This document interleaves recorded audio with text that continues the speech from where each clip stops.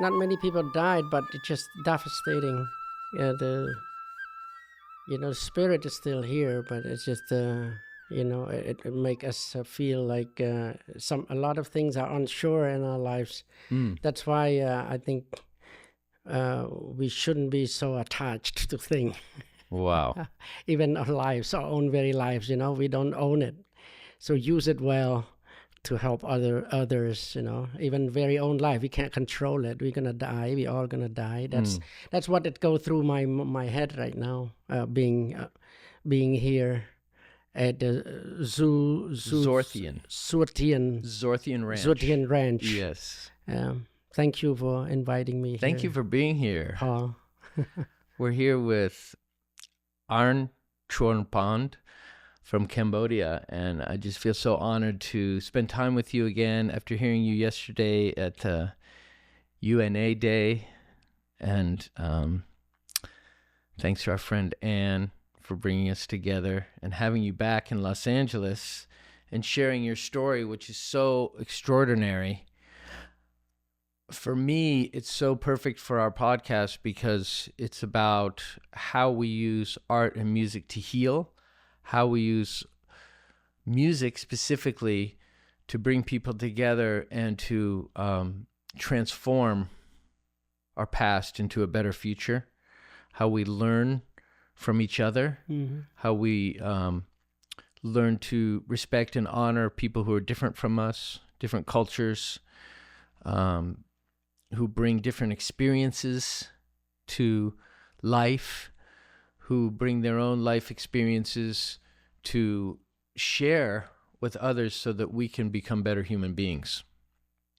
So thank you for being here, and to be here in Altadena, which just, 9 months ago, we suffered a really crazy experience with the fires. So you got to see all that driving up here. Yes. And seeing it here on the ranch, and so much destruction, but we feel like we're going through a rebirth, a renaissance.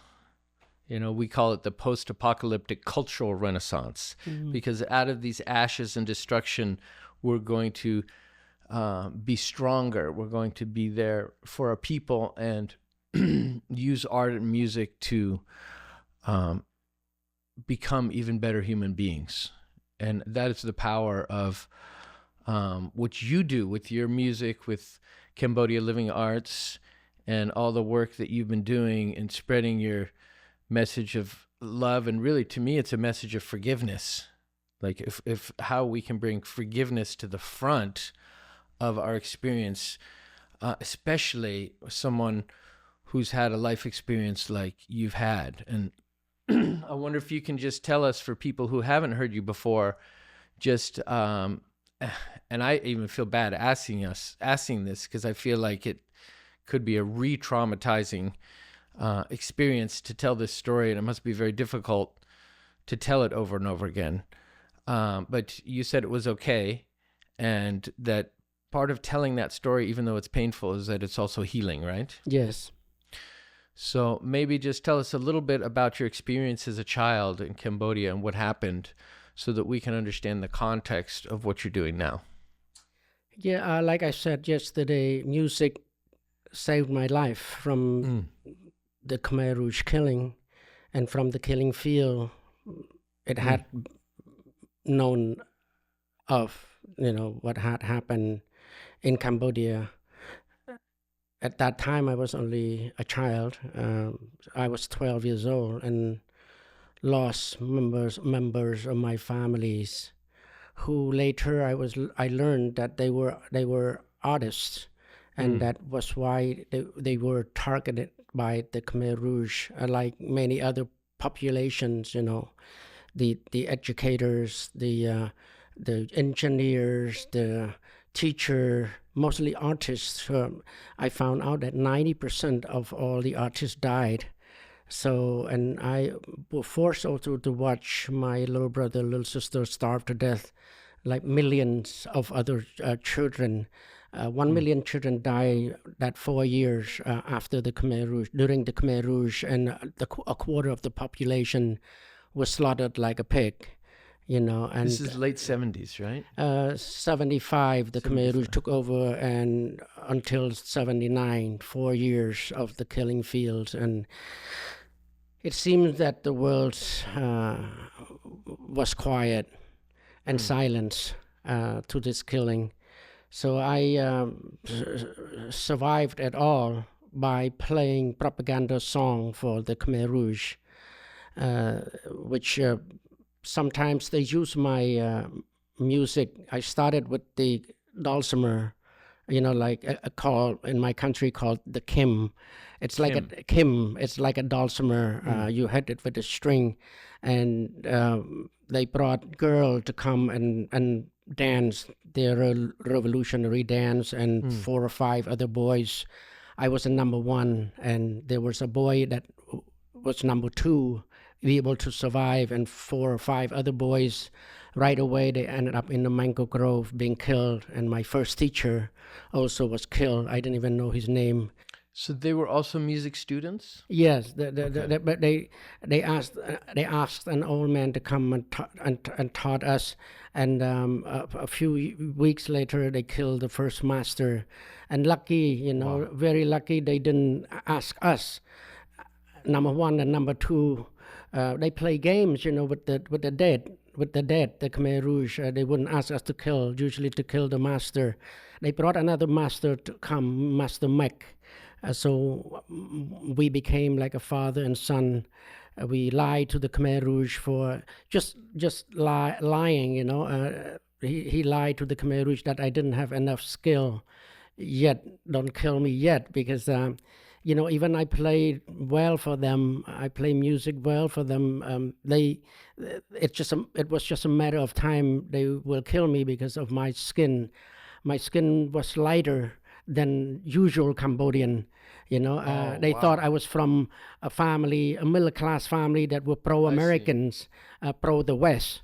You see, they're always against the West and against the Americans, and they killed everyone in the family. So because of your lighter skin, they made that assumption. Sometimes also other things. They kill people just because they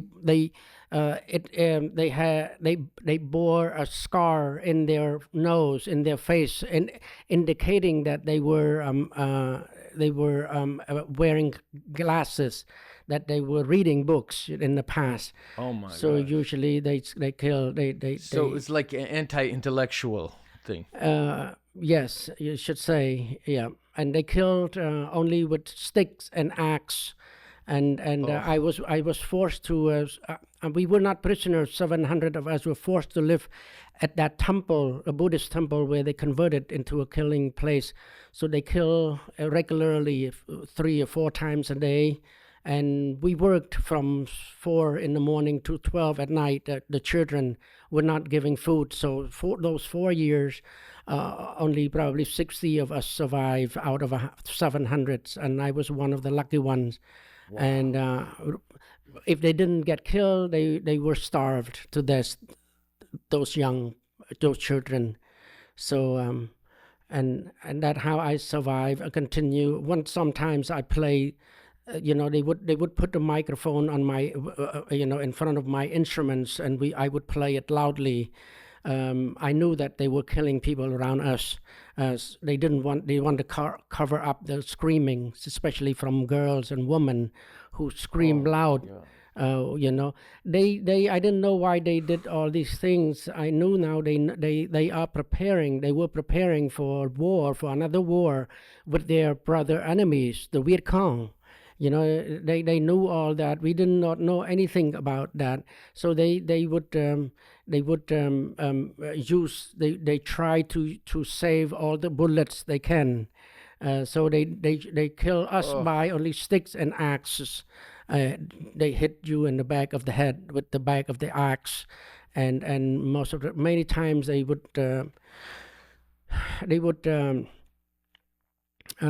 take the spleen and the liver out of human beings, and we were forced to watch, and not, they would at the same time watch us in the eyes, and I know for sure if we show any emotion, that we care about the victims, whether you related or not, they would kill you in a spot. They would take you.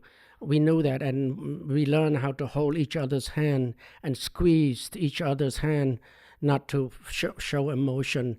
I learned it very well. I learned it very fast, to shut my heart, to shut my body, my whole body. I made myself numb into the situation, so I don't smell the blood, I don't smell the mud, I don't smell the shit anymore around. So you become like robots, you don't feel. So you literally had to play for your own life, otherwise you would probably you miss a note. You had to yes. play the communist themes, the communist songs, right? Fast, militaristic, and their lyrics were usually hating Americans and work now. There's no more love in the song. So and it's very powerful. They use it to brainwash the children, and day in and day out.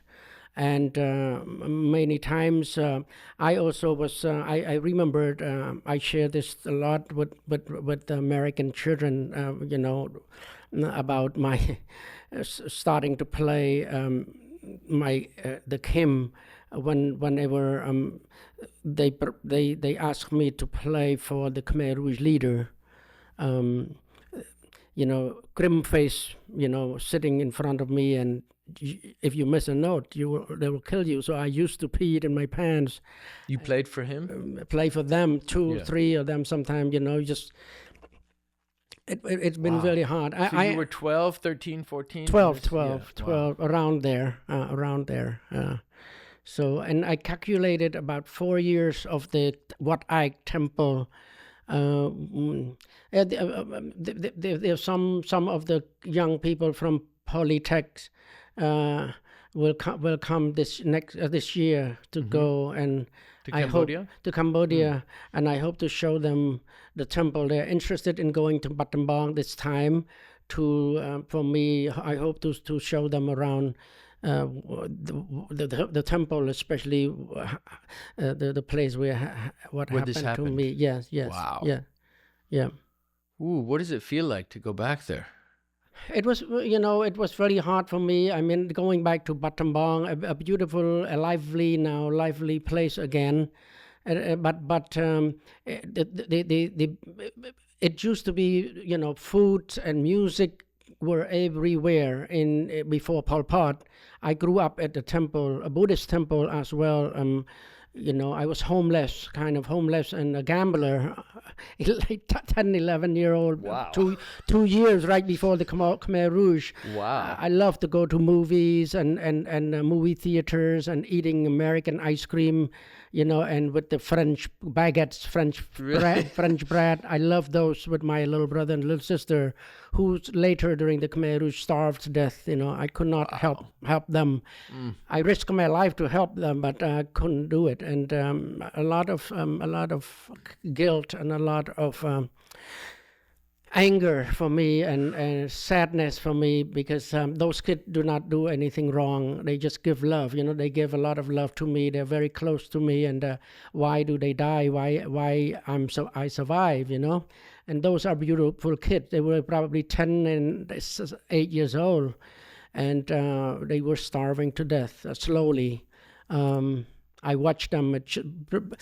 It's just imagine people who you love, and you can't do a thing. You feel powerless to do anything. That's the worst feeling for me. I never want to experience feeling powerless. And you just stand there and watch.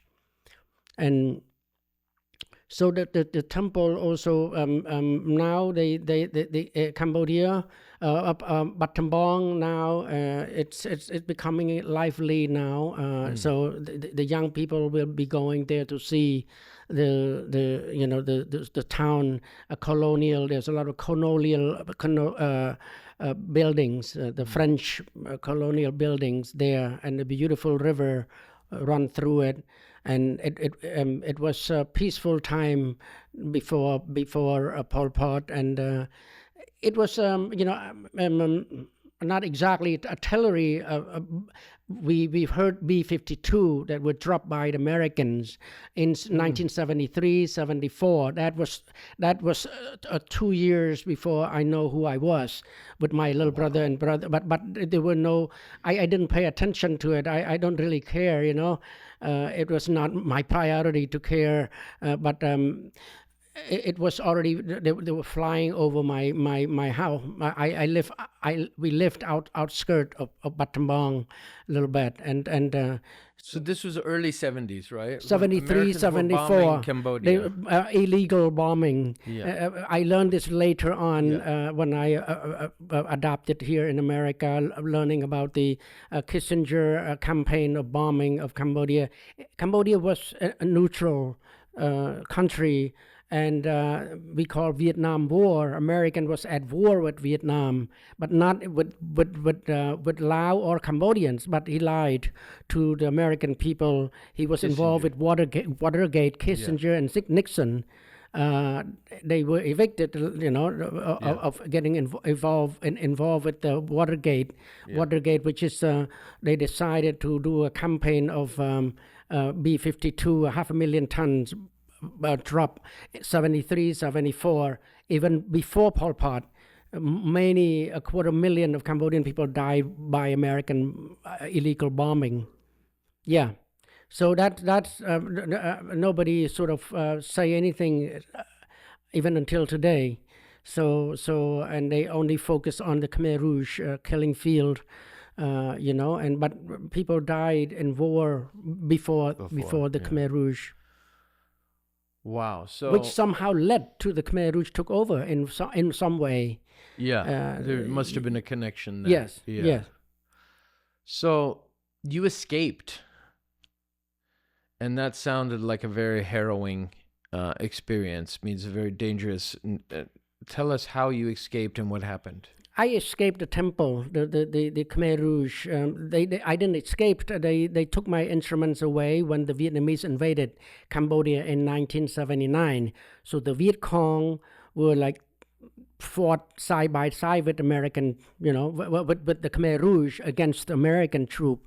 So the Vietnamese invaded Cambodia. Some people say they are rescuing us from the killing from the Khmer Rouge, but now they fought against each other. It's like brothers' enemy, and many people do not agree that the Vietnamese are invading Cambodia. Other country coming invading. So there's two ideas. But they like thousands of other children, the Khmer Rouge gave us gun, and they told us that there's no time for training. So thousands of kids like myself were used as a decoy to go into the front line and draw the fire first and to die first. Imagine this is a real war.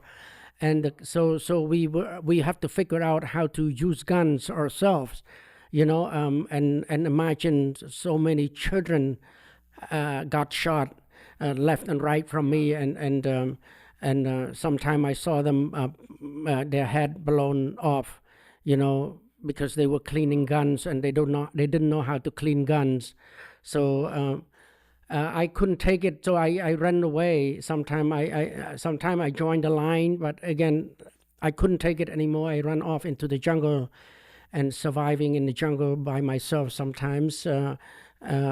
Few months is like forever, and just eating whatever you can find. I follow monkey. There are bunch of different fruits in the jungle, but also you've got to be really careful. One time I remembered there's a fruit very smooth and very green, and I was so hungry, and I picked it and bite it, and I looked at very carefully. It consists of maggots inside inside the fruit.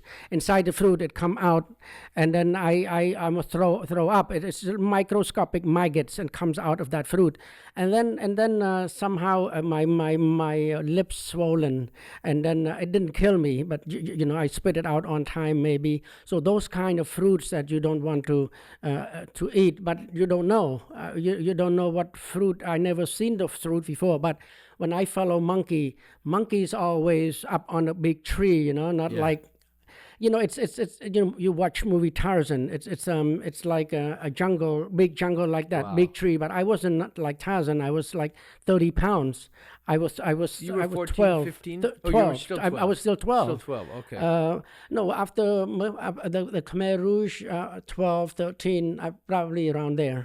Yeah. And I remembered guns that I was forced to carry, American gun, Russian, and Chinese guns that were powerful, and I had to figure out how to use gun. And I always wondered already that we Cambodia, in a very small country, we don't have any factory in building guns. Where all these guns all of a sudden came from, for us to shoot each other. And in the jungle, the monkey. The monkey, they jerked around the tree. There are many of them up there, and it's plenty of fruit for them. They don't eat anymore. They just jerk the tree around, and usually I eat the drops, the drops, and usually okay.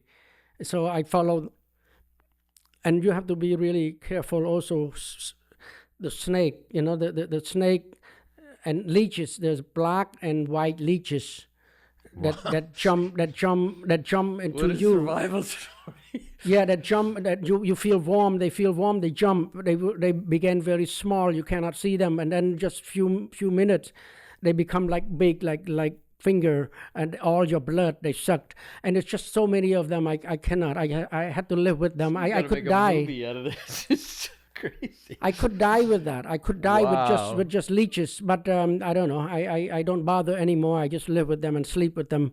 And snake, smallest snake, it can and it mimic with the leaves. You don't see them. Yeah. One bite, that's it. The smallest snake it Poisonous gets, the snake. poison it gets, you would not be able to live. So the snake and the landmine, I didn't know that there were landmines also all over the jungle. I didn't know. So it's all of those, and I don't know how I survived there. I went crazy, and I follow. I know I was insane. I got crazy already. What do you call it? Hilarious or delirious? Delirious, yes. Delirious. Delirious. The word. Yeah, good word. I started to hear my death sisters Wow. and brother laughing. They were laughing. They were singing, and I run. I don't sit down or I don't sleep.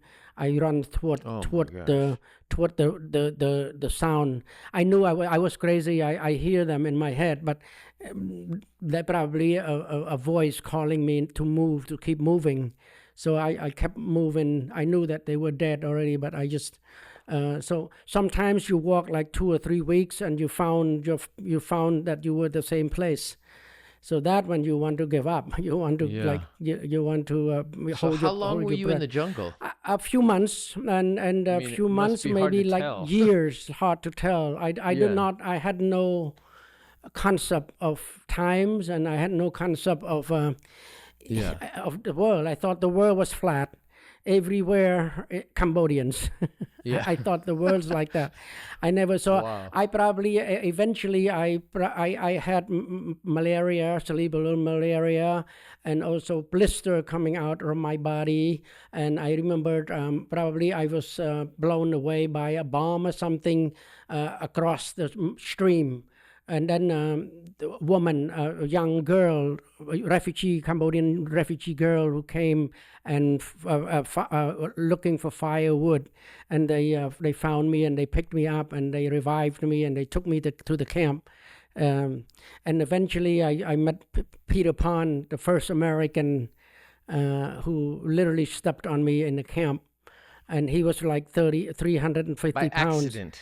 He went there by accident, his own life, but he He got there, kids were drowning. Later on, he reminded me how he found me. He stepped on me, and I was screaming, and he saw it was at night. I was crawling against among the maggots in the camp. Many people die and smell the dead all over the place. What was Mr. Pond doing there? He visited his mom. His mom was a Connecticut resident, and she remarried to a U.S. ambassador to Thailand, and she was given a compound there, and she became a really good friends of the Queen and the King of Thailand, and he visited her in 1979.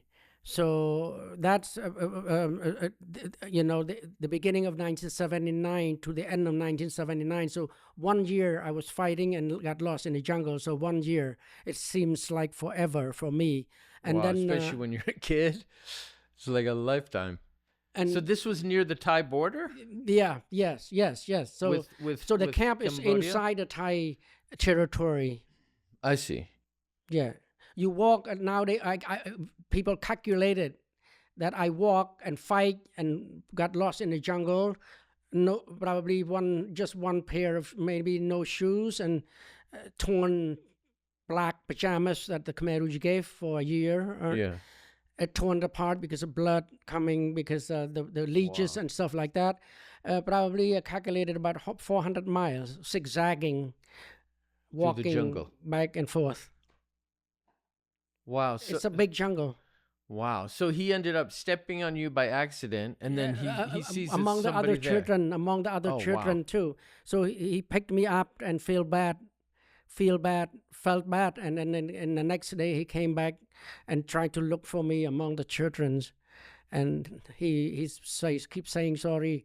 I know tears coming out of his eyes, and this guy, I know that he never cried in his life, tough guy, but he didn't know how to cry, but tears coming out, and he said sorry to me, and I'm glad that he found me, but I didn't understand the language, right. But I can tell, and then 1980 he brought me to New Hampshire, Jefferson, New Hampshire, near Canada.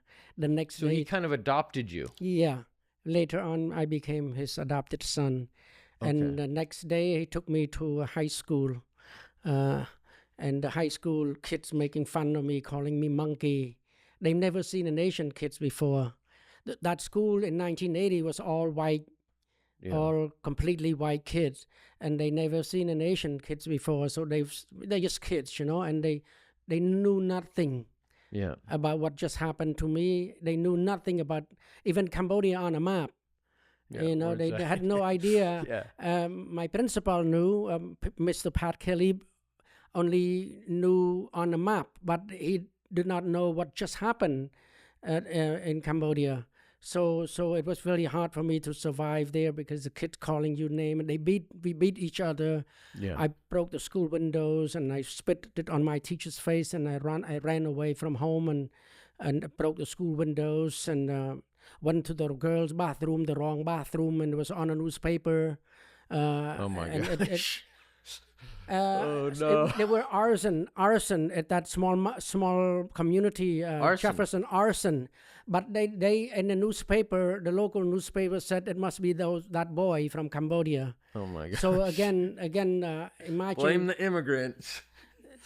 The feeling, and then they found out that it was a white boy who smoked cigarettes, and he threw of course. and so I was down and very deep depression, and I couldn't find way. I was tried to kill myself, and had a heart attacks twice, and because I couldn't express myself. So were you myself. 16, 15? 16? Probably that year and that time, and so Peter urged me really to.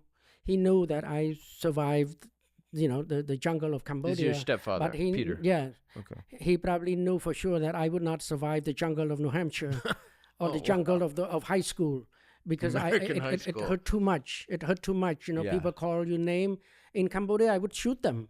I mean, I learned anybody who just stare at me, I would shoot them. Here I could not. They even make fun of me and hit me physically, and so I was trying to find guns and shoot myself and shoot everyone. I was really in a deep depression. Peter knew that I have to speak up and speak out. Wow. And so it has been a calling for me to do that. I never thought that American kid would want to hear. They were too busy kissing. They were too busy mauling, too busy with everything. I know they were so noisy, like a bees. They were like a bees. Blah blah blah blah. Yeah, that's right. And we fought each other, and they blah blah blah their way off the hook. And for me, I look lost, and then I ended up in a detention all the time. Oh no! You see, so I didn't know why I was so angry in my heart. I don't know why so much anger in my heart, and I couldn't find the reason. It was really hard. The hardest probably for me was that the isolation I felt, the loneliness and the isolation I felt while sitting, among my classmates. They didn't notice my presence. They didn't care in the way I felt. So that's the hardest part for me. And nobody cared to ask, nobody cared to step forward, and it was hard. Yeah. And so Peter have encouraged me to speak up, and my mom had to get up every morning at 4:00. Again, it reminds me of the camp. I need to sleep, and say, no, you need to work hard. You need to talk to those kids and ask them not to make fun of you. I need to sleep, and they don't know. Even my mom did not know. Wow. Even Peter found me in the camp, but he had no idea either what just happened before the camp. Yeah.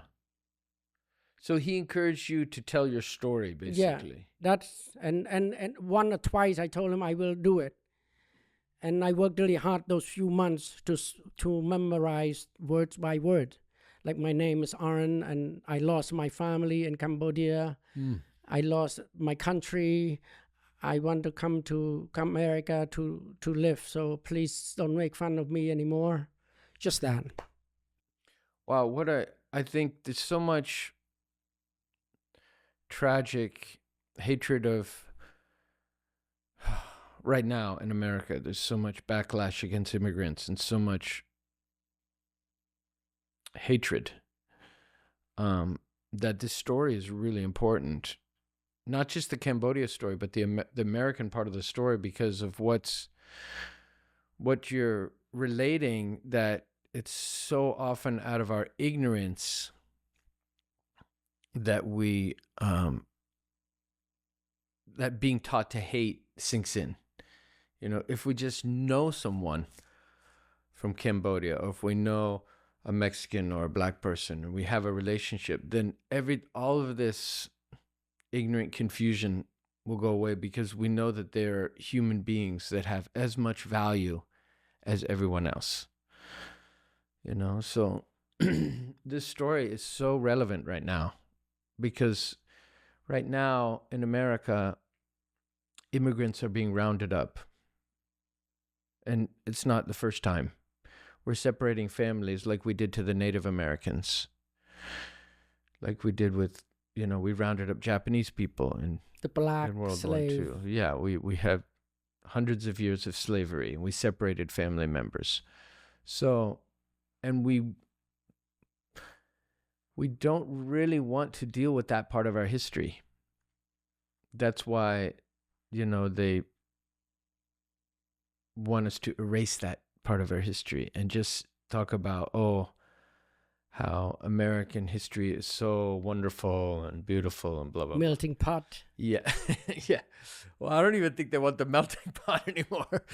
So, yeah, all I'm saying is that this part of the story, I mean, the whole story is so relevant, but this part of the story that you experience this racism in America, and because these kids, they didn't know anything else, and they weren't taught that, even though they were probably brought up Christian of some kind, they weren't taught that Jesus said to love everyone.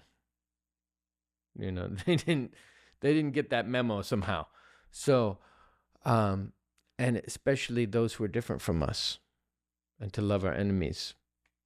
So this is so important. And yeah, thank you for sharing that. So how did you get to the point where your father and mother encouraged you to tell your story? How did you get to the point where now you're going around the world and using music to not only tell the story, but to heal yourself and show that the power of music can heal others? Later on, it took many years, before I shared my story, a few words, and I was wrong that American would not care if they hear the story, but they did. They did. I usually share a beautiful little young girl who came at the church, Franconia Church. When I shared my story, she came and hugged me, a blonde hair girl, white.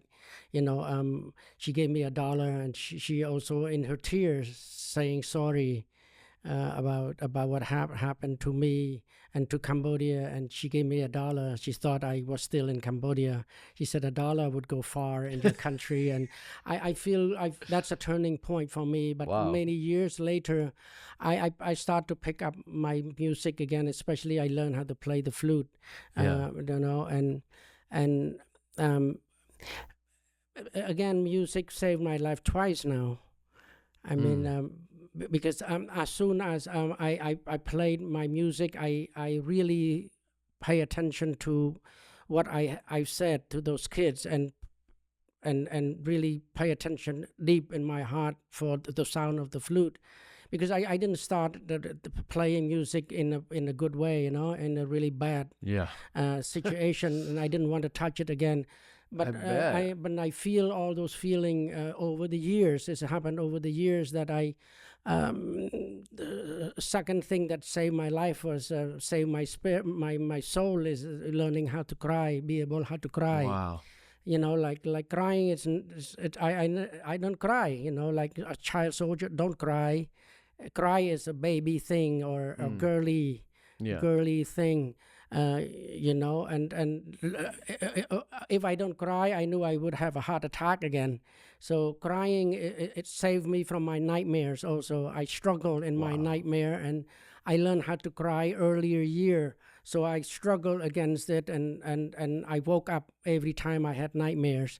Unlucky many of my friends who are in Lowell, Massachusetts, men who struggled the same as me, they died in their sleep.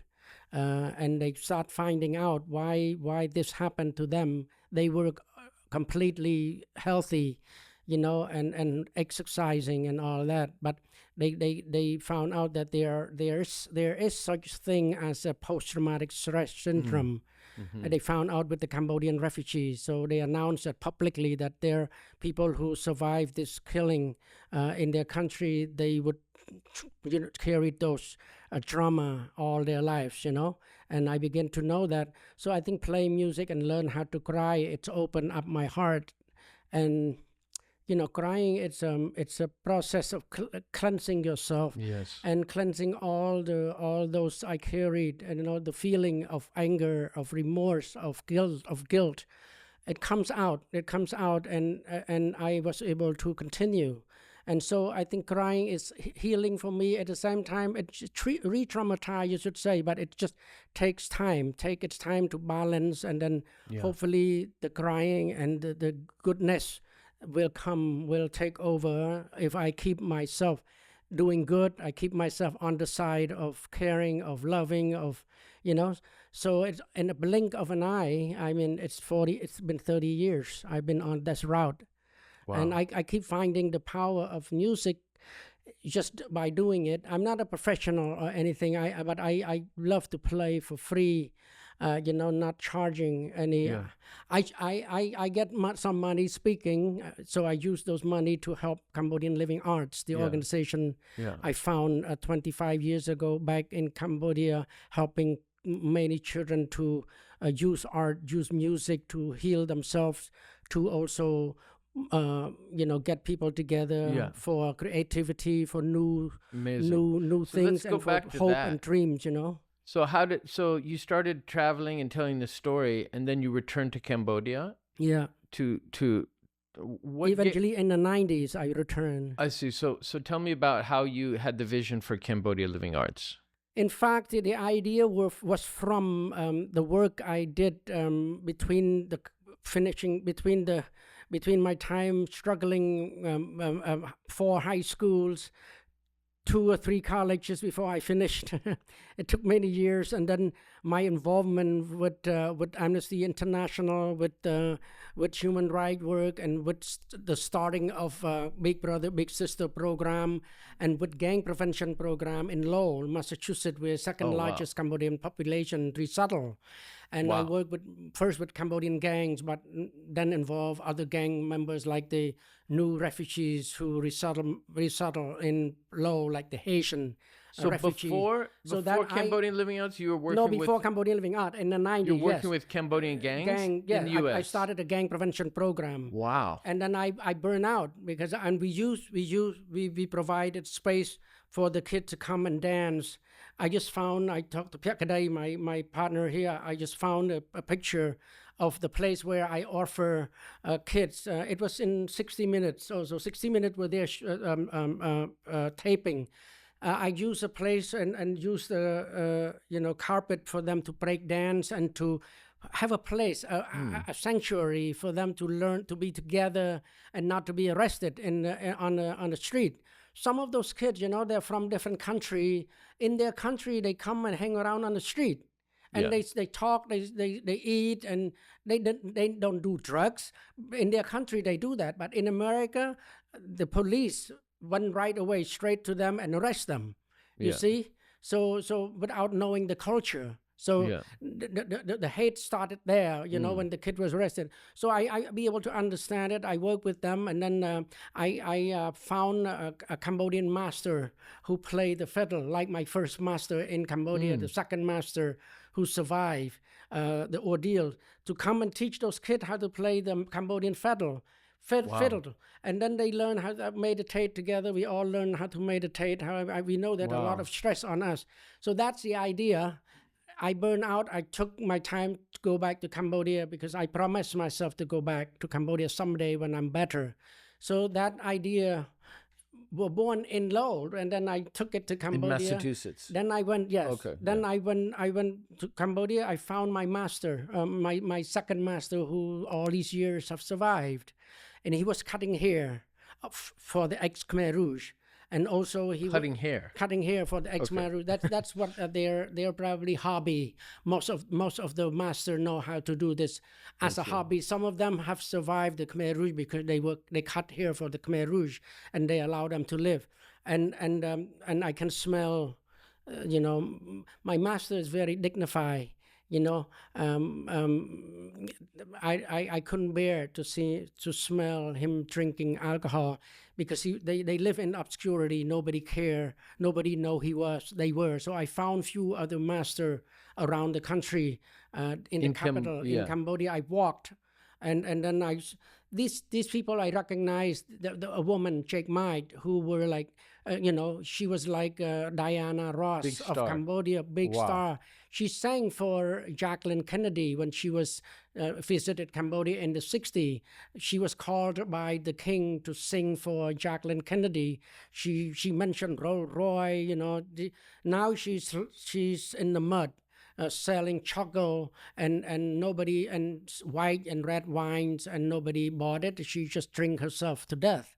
And I picked her up and I asked her to sing for me. And I found out that Jake Maid did not read and write Khmer, Cambodians, but she memorized all thousands of songs. Wow. So she was a number one. She was like, I heard her voice on the radio all the time. So she was just selling things on the street? She was on the mud, She was about to die, like my Homeless. master and few others. Yes, so I found them, and we it was emergency kind of situation for me to, few $1,000s in my pocket, being a bus boy here and cleaning the bathroom while I was in high school, and some money I worked with the gang, and some money I got from speaking, I saved. And then that's how I started. I gave it all to save the master and started classes right away. And I know that we don't have much time with them. Well, so you got a place for no, them? No, on the street, under the tree, in the slum, everywhere. Amazing. And then somehow kids come around, and they love to hear, they love to touch the instruments, and then we'll be able to start one class at a time, one village at a time. Now we have hundreds of thousands, 25 years later. Most of the masters have died. Now we have hundreds of thousands now, emerging young artists now. We becoming gradually, the Cambodian Living Arts becoming gradually an organization that we used to organize those activities ourselves. But now we are the grand maker. We give emerging young artists, extraordinary young artists in different art form, give them the platform and the resources that they don't have. All over Cambodia, we give priority to girls who are now trapped into prostitution, trapped into the, trafficked, and we save some of them and become, dancer, apsara dancer, and express themselves. And even now, starting that Cambodian Living Art is encouraging them to, not only learn about our culture, about the past, about our identity from these masters, but using that as a strong root to create something new, to express who they are today, and to express themselves through the art form they've created. For the hope for the future for their children. So mostly we ask them to do creative work on healing, on appreciating environment, the love. And I on my own life, I've never thought we could now, many years before I died, we can play love music again, sing love song again, and these young people are now being encouraged to sing love song, to create new work. But I ask them personally not to, it's a two-edged sword, and it's very powerful. Music and art is powerful to heal, to give hope, to nurture our soul. Not just using art merely selling jeans, like torn jeans, or soul or sell our soul commercial, to the devil. Promote violence, promote bombs, promote those. Music can do that. We call propaganda song. Yeah, you have direct experience with that. Yeah, and so amazing. I just have to say that you came from playing music for killing. And you were able to overcome that and use the music to heal. That is. And I would love to. Play a song. So amazing. Please, for you with the club and Kong Aik. It's like a lullaby somehow, relevant to lullaby. But, yes. And I found out that this kind of song I perform in South Africa, in the Mount Galilee, and Hebrew University, and Central America. Many of the community and countries had their own lullaby. Somehow somebody started that song for everybody in the world to soothe us, to nurture our soul. So those had nothing to do with money or fame at all. They just perform. That's why my favorite activity within Cambodian Living Art is with the Khmer Magic Music Bus, where I can be on the bus. I used to drive the bus myself. The bus putting young and old musicians to go to remote area, all over Cambodia, where the children and adults alike never heard live music ever. Wow. Never touched any instruments, never seen any instruments. They still see guns, guns are everywhere. But we have to create more instruments and create more love for these children so they can grow up loving. Simple as that. So I'll play a song. So what is this? What is this song? A love song for environment, like a crow's nest. a crow's nest, beautiful. From our master. Okay, great.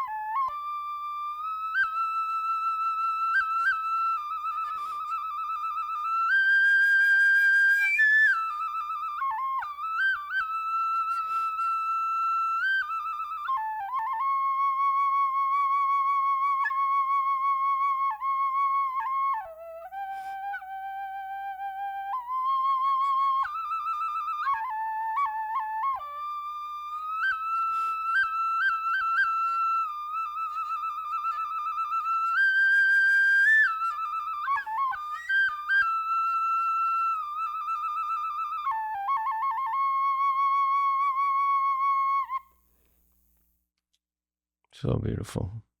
Thank you. Thank you. Thank you for coming here to Altadena. And thank you for having us here. And I also feel for you around this ranch. What again? Sontia Ranch? Zorthian. Sortian Ranch. Yes. For, surrounding by the devastations of the fire, and for you, for your community. Thank you. And this flute is for your community and for you, Paul. Thank you. Too, for your family. And don't compare pain, because pain is pain. Yes. Big or small, it hurts. Yes. It hurts, and we hurts the same way. We laugh the same way. We love the same way. So don't even compare the pain. And I feel for you, and this is for you and for your community and for America as well. I know America went going through quite a lot in our country here. So for all of you. That means a lot. Thank you so much, Arn. Thank you. Thank you. Bless you. Thank you.